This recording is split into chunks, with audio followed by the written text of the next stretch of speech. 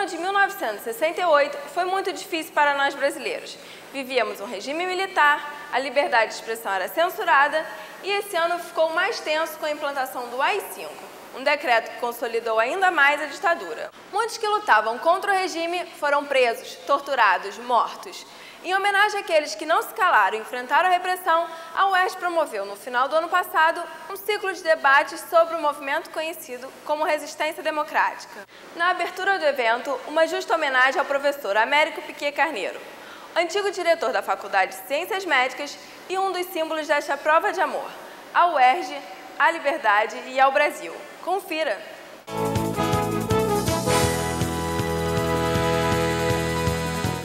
Jornais antigos, literatura variada, gente curiosa e gente que fez história. A Universidade do Estado do Rio de Janeiro tem a honra de lhes dar as boas-vindas para o seminário Resistência Democrática na UERJ, História e Memória, 1968-1979. Músicas da época foram lembradas pelo coral Altivoz.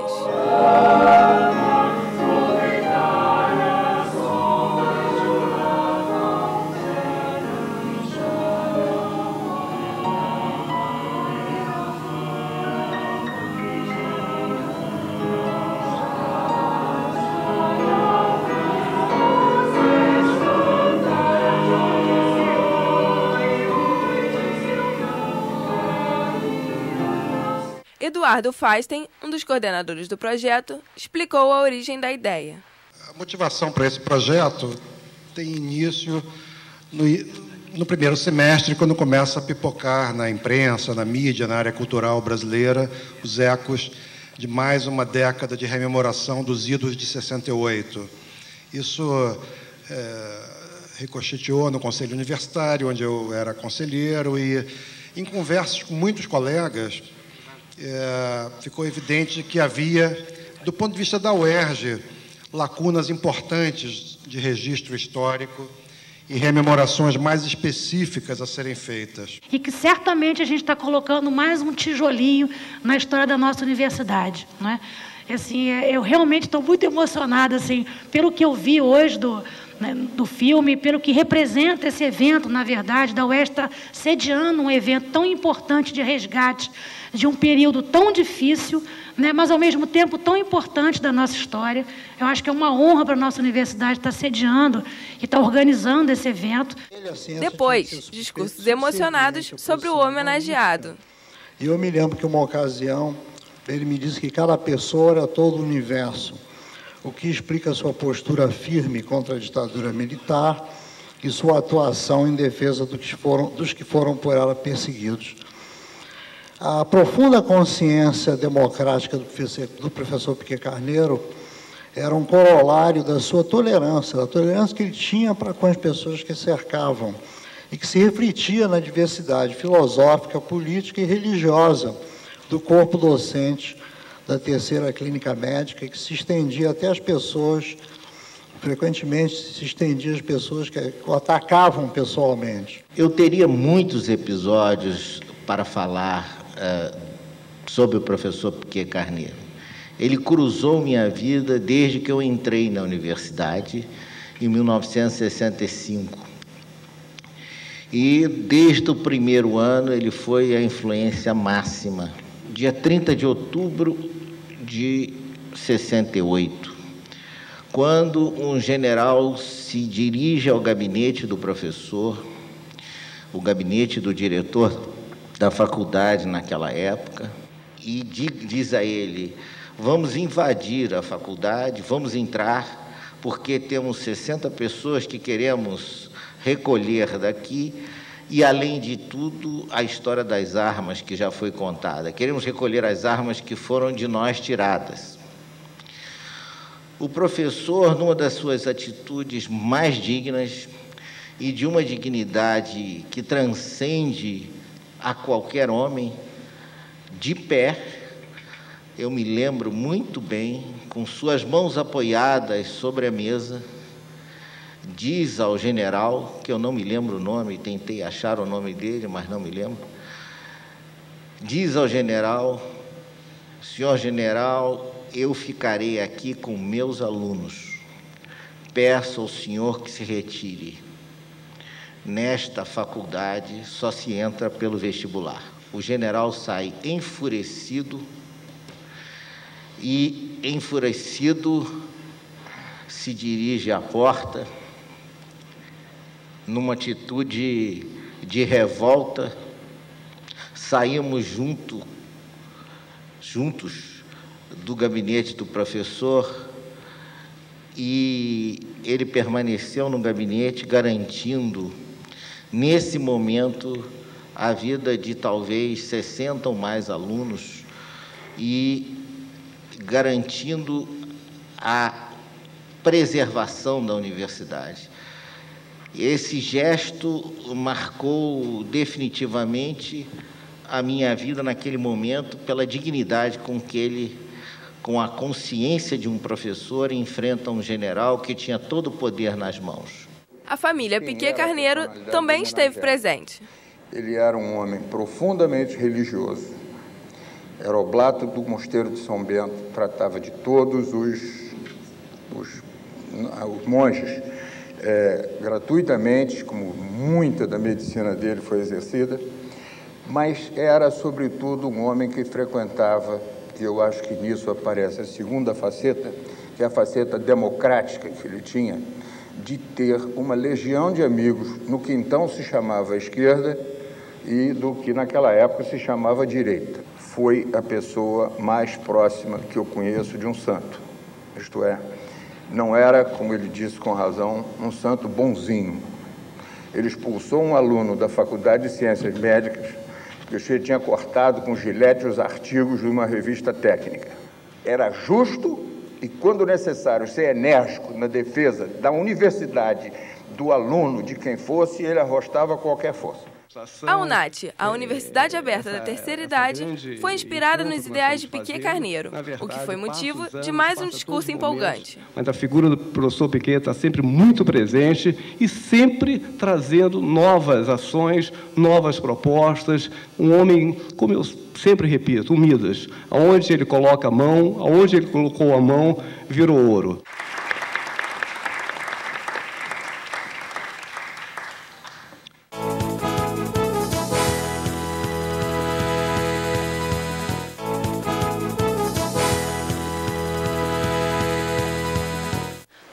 Dia do evento, personagens que fizeram parte desse capítulo tenso da vida da UERJ relembraram experiências e fizeram projeções. Mas antes, um grupo de professores discutiu o conceito de resistência democrática numa interessante aula de história. A Revolução Burguesa no Brasil, ela se coroa, ela se completa justamente sob o jugo dos militares, justamente nesses anos 70. Esses anos 70 em que a sociedade brasileira se torna claramente uma sociedade capitalista, claramente uma sociedade urbana. O censo de 70 já é o censo que mostra 60% da população brasileira na cidade e 40% no campo. Uma sociedade modernizada, uma sociedade em que há um desenvolvimento evidentemente desigual, combinado do capitalismo no país, mas muito claramente uma sociedade capitalista moderna, que se expressa também no âmbito da cultura, por exemplo, com o desenvolvimento, o estabelecimento de uma indústria cultural digna desse nome. E o exemplo mais nítido disso é a consolidação da Rede Globo, naqueles anos 70, como o grande empreendimento cultural, capitalista, moderno no Brasil. Eu me lembro, por exemplo, quando passou o Bem Amado.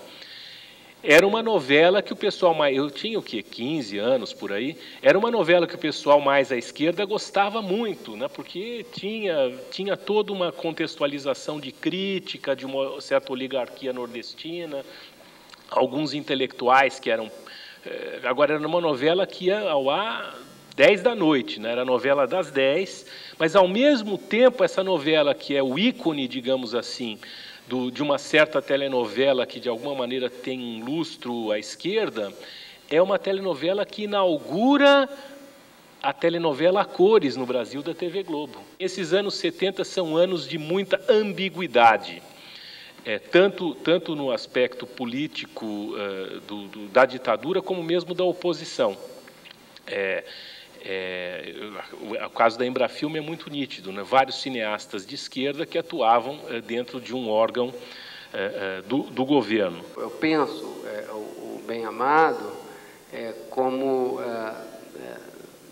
do ponto de vista da tolerância do regime, digamos assim, e aí, de repente, você pode dar mais subsídio, porque você vem estudando exatamente isso, não como uma ambiguidade, né? No sentido de que tolerou que pudesse ter críticas às formas de ação política da época, ou coisas do gênero. Mas eu imagino que o Bem Amado, tipicamente, é uma crítica política tradicional oligárquica, a política do Brasil rural, fundamentalmente. Eu acho que são anos importantíssimos para a gente pensar essa ambiguidade, e aí eu estou pensando não exatamente no sentido de ambíguo, mas usando um conceito desenvolvido pelo Pierre Laborie, um historiador francês, e que deu impulso a outros trabalhos também, na França, sobre a questão do comportamento e da opinião dos franceses sobre a ocupação alemã durante o período de 40 a 44, né? E ele formula esse conceito de ambivalência. Na verdade, você não tem pensamentos, atitudes, comportamentos exatamente ambíguos, né, e contraditórios, mas muito mais ambivalentes, no sentido de que, né, a resistência ou a não resistência, ela se dá de forma não tão dicotômica, né, sim e não, preto e branco, mas, na verdade, ela compõe um todo. Então, nesse sentido que ele está trabalhando a ambivalência, no sentido de que isso é como se a resistência ou a não resistência fizesse parte no comportamento dos franceses diante dessa situação, como se fosse uma presença dupla no mesmo, né? Como se fosse duas faces da mesma moeda. Mas, ao mesmo tempo, é importante lembrar, porque há contradições e limites dentro do próprio seio da classe dominante, dos setores, das frações dirigentes dessa classe e do próprio setor militar, né? E também das oposições. Então, tudo isso é muito complexo e faz parte do momento dos anos 70, em que há uma série de incertezas. Quando se inicia a distensão ou a liberalização do regime nos anos 70, e ela se inicia ainda com o governo Geisel, se inicia uma liberalização dos marcos institucionais que não apontava necessariamente para uma nova sociedade, um novo regime, não necessariamente uma democracia, que fosse além daqueles marcos previstos na Constituição, naquele momento. Mesmo no governo Figueiredo, não se inicia o governo tendo como clara a sucessão por um presidente civil eleito democraticamente, tanto é que não foi. Há uma eleição dentro dos limites do colégio eleitoral, dentro dos marcos institucionais, mesmo que tenha sido um candidato de uma oposição, mas uma oposição, mais uma vez, consentida e apoiada por dissidentes do regime, sem a qual não teria sido eleito. E com uma derrota dos movimentos sociais. Essa ditadura não durou 20 anos à toa. Ela tinha ou buscava ter algum tipo de legitimidade. Quer dizer, toda hegemonia, de alguma maneira, se constitui incorporando aspectos da crítica que é feita a ela contra a ordem. É preciso lembrar que dentro dos setores que formam o governo também há diferentes disputas, ou seja, o Geisel também, aí vamos pegar o próprio governo Geisel, seja no aspecto da marcha forçada, da opção desenvolvimentista, está tendo que fazer uma disputa com os setores liberais que buscavam uma política monetarista de recessão. E, ao mesmo tempo, do ponto de vista, mesmo que ainda de uma forma muito limitada institucional, havia setores à sua direita que buscavam, dentro da linha dura, que buscavam um endurecimento ainda maior do sistema como forma de enfrentar esses novos desafios propostos pelos movimentos sociais. Eu sou contra a ditadura do 1º de março de 64 até o último dia do governo Figueiredo. E de tudo que ela significou e significou até hoje e depois. Mas isso não deve impedir que a gente tenha lucidez de compreender o que foi esse período da ditadura, as diversas divergências que haviam do lado de lá e os diversos períodos por que passou, que precisam de lucidez daqueles que, de alguma maneira, fizeram a resistência. Muito obrigado.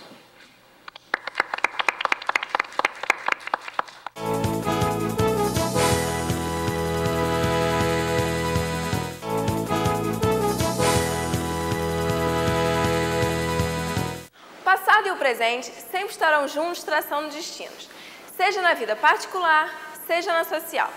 Vejam como algumas histórias pessoais se confundem com a do país, num misto de nostalgia e esperança.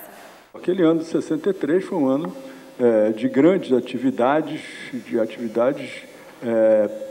e naquela ocasião o Partido Comunista tinha uma participação efetiva no próprio governo do Jango, e nós começamos um pouco a discutir o que deveria ser feito naquela ocasião em termos de participação organizada nossa. Não tivemos nem tempo de amadurecer essa discussão, porque logo depois já estava se antevendo o golpe e tal, e veio o golpe em 64, nos pegou aqui numa situação muito frágil. Existiam duas explicações dentro do partido, duas lógicas dentro do partido em relação ao golpe. A lógica formal do Comitê Central era que o golpe atribuía, inclusive, o golpe à radicalização das palavras de ordem que a gente tinha tido, que o governo Jango tinha uma composição social muito frágil e que nós, a partir da radicalização das propostas de reforma liberal, que nem eram feitas por nós, eram feitas pelo próprio governo, tinha sido responsabilizado pelo golpe. Eles achavam que tinha havido um desvio de esquerda e nós achávamos que já tinha havido um desvio de direita, que o partido não tinha se preparado, tinha ficado completamente a reboque do governo do Jango, e isso daí foi um divisor de água aqui dentro da faculdade. E chegou 68, aconteceram alguns fatos que contribuíram para o esfacelamento do movimento estudantil aqui na universidade, não só na medicina. A morte do Luiz Paulo, na porta do Hospital Pedro Ernesto, no dia 22 de outubro de 68, e tinha também a queda das principais lideranças do movimento estudantil em Ibiúna. E aí se fez uma reunião aqui, uma reunião nossa com simpatizantes, como a gente chamava na época, e optou-se pela luta armada. A dissidência optou pela luta armada, e aí nós vimos que poucas pessoas aderiram a essa proposta. Porque se tratava de um setor do Partido Comunista Brasileiro que já sofria as influências de revisões críticas da experiência do socialismo real, por exemplo, de corte soviético, né? Já ouvia com atenção, por exemplo, o que Giovanni Berlinguer, em 73, dizia sobre o esgotamento da Revolução Soviética como força propulsora da transformação da humanidade. Já havia uma atenção maior à ideia da questão democrática e da luta democrática, não como uma etapa ali para ser esgotada. A partir de 74, o clima começa a mudar no país, após a vitória esmagadora do MDB. Inventamos, por iniciativa de um colega, que queria fazer um ciclo de poesia latino-americana. E aí chamou-se um poeta peruano, sei lá quem, e o anfiteatro do hospital encheu com 400 pessoas.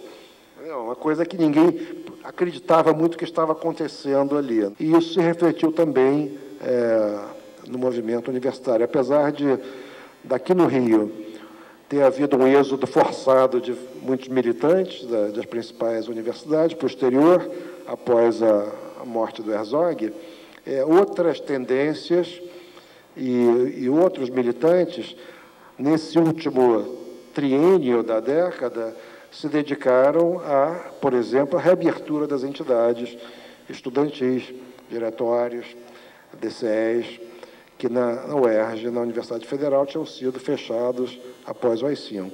Do final da década de 70 para a década de 80, essas múltiplas transições da cultura PC para a cultura PT e de outras culturas tiveram que confluir numa agenda real, que foi a agenda da dinâmica cívica. As múltiplas confluências, nós tivemos o ciclo de greve de massas, o ciclo de lutas cívicas. No Rio de Janeiro tivemos todas elas, desde a anistia em sequência adiante, e fomos levando essas dinâmicas. Tivemos a experiência do retorno do do PDT, tivemos a experiência de ter um PC forte culturalmente na cidade e tivemos o mais precário PT do país, o que não quer dizer que teria sido melhor se tivesse o PT. Às vezes, o passado nos traz algumas heranças indesejáveis. Vou falar do presente, mas eu vou falar do presente que ainda guarda muita coisa do passado, né? E muitas vezes a gente se esquece disso.